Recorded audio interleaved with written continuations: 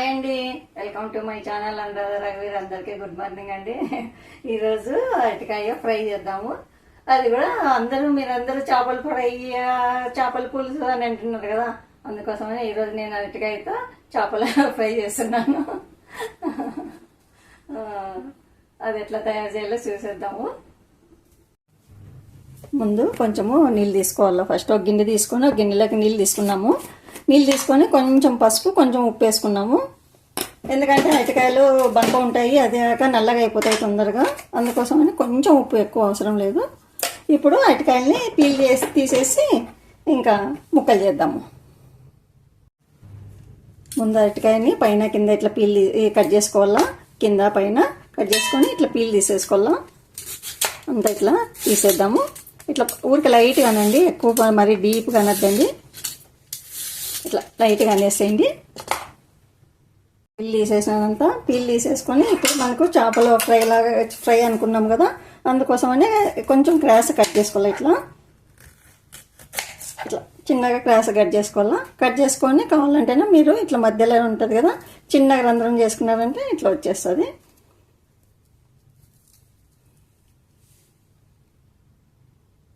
చేపల ఫ్రై లాగా ఇట్లా వచ్చేస్తాయి. మనకి చూడడానికి చేప ముక్కల్లాగానే ఉంటుంది కదా, మరీ మందం కాదు, మరి పల్చాకు కాదు, మధ్య రకం కట్ చేసుకోండి. ఇట్లనే అన్నీ కట్ చేద్దాం. ఇంకా అన్నీ మొత్తం ఇట్లా కట్ చేసుకోవాలా.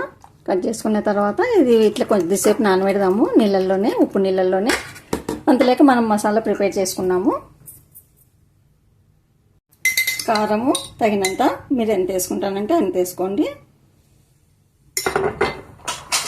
కొంచెం గరం మసాలా,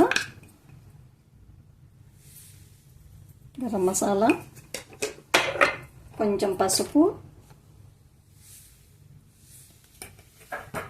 కొద్దిగా జీలకర్ర పౌడరు కొంచెం వేసుకోండి. జీలకర్ర పౌడర్ ఎక్కువ వేసుకోవద్దండి. జీలకర్ర పౌడర్, కొద్దిగా ఉప్పు, తగినంత ఉప్పు, చివరిలో కొంచెము బియ్యం పిండి వేసుకుంటే కొంచెం బైండింగ్ లాగా వస్తుంది. తగినంత మీరు చూసుకొని అప్పుడు మీ దాంట్లను బట్టి వేసుకోండి, మీ అరటికాయలను బట్టి వేసేసుకోండి. దాంతోపాటు కొంచెము అల్లం వెల్లుల్లి పేస్ట్,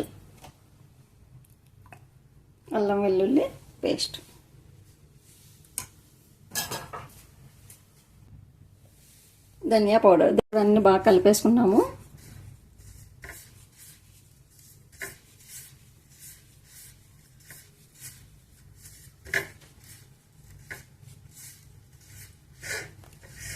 కొద్దిగా వాటర్ వేసుకున్నాము, కొంచెం నీళ్ళు వేసుకున్నాము. ఎక్కువ వేసుకోవద్దండి, కొంచెం వేసుకోండి.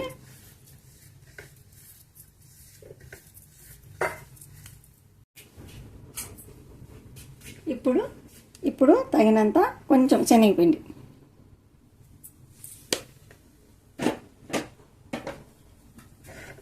అంతా వేసుకొని బాగా కలుపుకుందాం. ఇంకా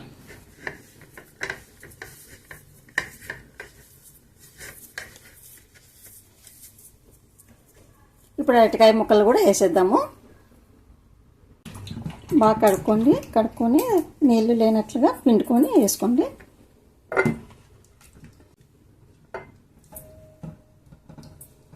అన్నీ బాగా కలిపేసుకున్నాము. ఇప్పుడు నిదానంగా కలుపుకోండి, లేకుంటే ముక్కలు ఇరిగిపోతాయి. అంత బాగా కలిపేద్దాం. ఇంకా కలిపేసుకోవాలా. కొద్దిసేపు ఒక 5 నిమిషాలు నానబెడదాం. ఇంకా చూడండి, బాగా అన్నీ పట్టేసినాయి కదా, ఇట్లా అన్నీ పట్టేసుకుంటేనే బాగుంటుంది మనకి ఫ్రై. కొద్దిసేపు నానబెడదాం. ఇంకా స్టవ్ అంటించేద్దాము.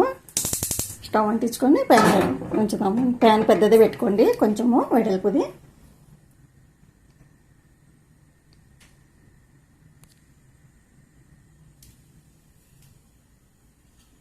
కొద్దిగా ఆయిల్ వేసేసుకున్నాము. కొంచెం ఎక్కువ వేసుకోండి ఆయిల్ కూడా, వేయించుకోవాలి కదా అరటికాయ ముక్కలు, అందుకోసమని కొద్దిగా ఎక్కువ వేసుకోండి. వేడైంది. ఇప్పుడు ఒక్కొక్కటి ముక్కలు నిదానంగా వేసేద్దాము.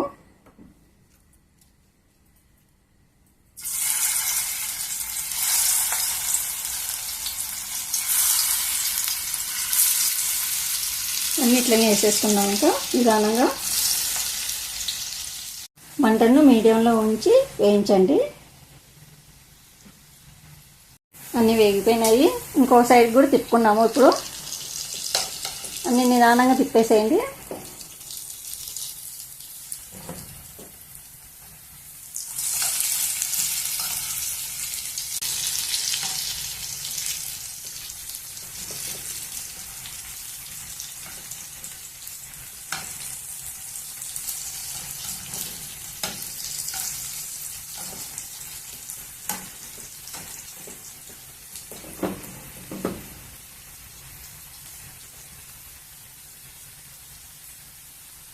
కొంచెం ఆ పక్కకి ఈ పక్కకి ఇట్లా తిప్పుకుంటా నిదానంగా కలబెట్టుకొని వేయించుకోండి.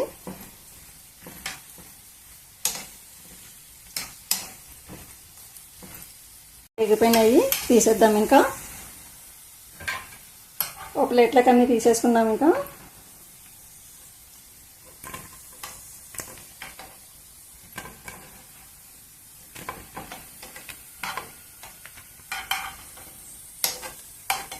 కొంచెము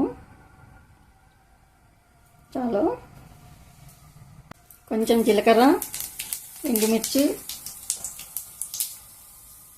పచ్చిమిర్చి, కరివేపాకు, ఉల్లిపాయలు ఉన్నాయి కదా, ఈ ఉల్లిపాయలు ఇట్లా పొడుగుగా సన్నగా కట్ చేసుకోవాలా. ఈ ఉల్లిపాయలు ఇవన్నీ కొంచెము వేయించుకున్నాము. ఉల్లిపాయలని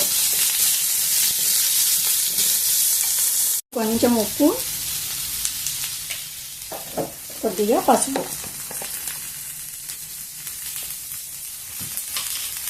ఇంకా కొద్దిసేపు వేయించుకున్నాము ఉల్లిపాయలని. ఇంకా కొంచెం కలర్ రావాలా.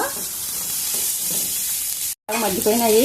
ఇంకా ఇప్పుడు మనం వేయించి పెట్టుకున్నాం కదా అరటికాయ ముక్కలు, ఈ ముక్కలను కూడా వేసేద్దాము. దాంతోపాటు కొంచెము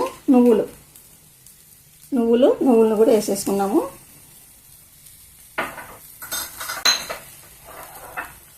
కొద్దిసేపు వేయించుకున్నాము.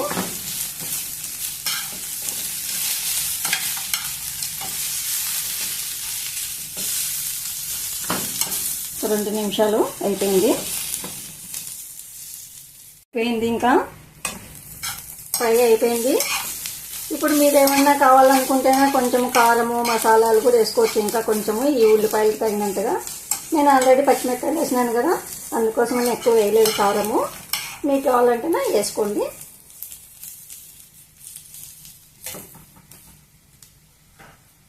చివరలో కొత్తిమీర,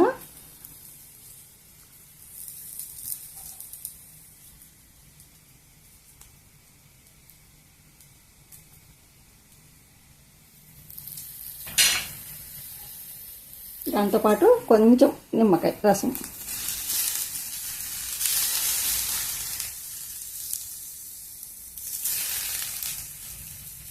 వేసుకొని ఒకసారి బాగా కలబెట్టేసేయండి.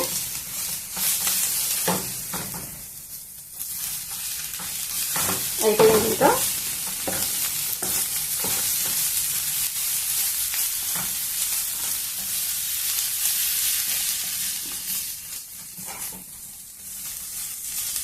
అండి నేను ఎలా తయారు చేశానో అరటికాయ ఫిష్ ఫ్రై. మీకు నచ్చిందా? నచ్చింటేనే లైక్ చేయండి, షేర్ చేయండి, సబ్స్క్రైబ్ చేసుకోండి. మరో మంచి రెసిపీతో మీ ముందుంటాను. ఓకేనండి, బాయ్.